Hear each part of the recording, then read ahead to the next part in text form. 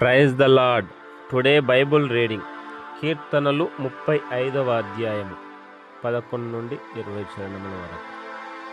కూట సాక్షులు లేచుచున్నారు, నేనెరుగని సంగతులను గూర్చి నన్ను అడుగుచున్నారు. మేలునకు ప్రతిగా నాకు కీడు చేయుచున్నారు. నేను దిక్కులేని వాడనైతిని. వారు వ్యాధితోనున్నప్పుడు గోనెపట్ట కట్టుకొంటిని. ఉపవాసము చేత నా ప్రాణమును ఆయాసపరుచుకొంటిని. అయినను నా ప్రార్థన నా ఎదలోనికే తిరిగి వచ్చి ఉన్నది. అతడు నాకు చెలికాడైనట్టును సహోదరుడైనట్టును నేను నడుచుకొంటిని. తన తల్లి మృతి నొందినందున దుఃఖ వస్త్రములు ధరించు వాని వలె కృంగుచుంటిని. నేను కూలియుండుట చూచి వారు సంతోషించి గుంపు కూడిరి. నీచులను నేనెరుగని వారును నా మీదికి కూడి వచ్చి మానక నన్ను నిందించిరి.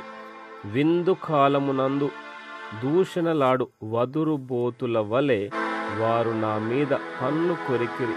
ప్రభువా, నీవెన్నాళ్ళు చూచుచు ఊరకుందువు? వారు నాశనము చేయకుండా నా ప్రాణమును రక్షింపుము.